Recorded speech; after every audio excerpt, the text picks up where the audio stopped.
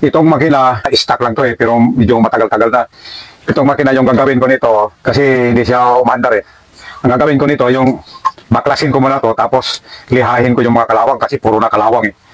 Tapos, hugasan. Tapos lihahin ko doon sa may ignition coil niya para tingnan kung may kuryente pa. Bago linisan, lihahin yung may mga kalawang, tanggalin, saka hugasan ng gasolina rin.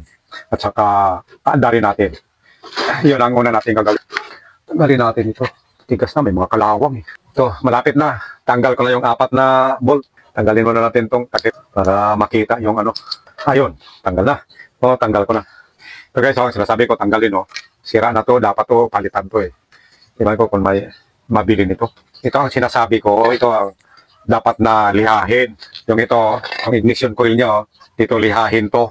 Puro na kalawang o. Para itong ignition coil niya mag-produce ng kuryente para lumabas dito sa wire niya papunta doon sa spark plug. Kaya tanggalin natin to saka lihahin dapat to para malaman natin. Yan.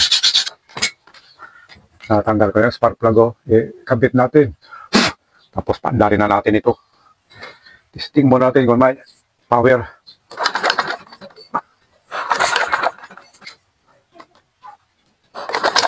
Ano na?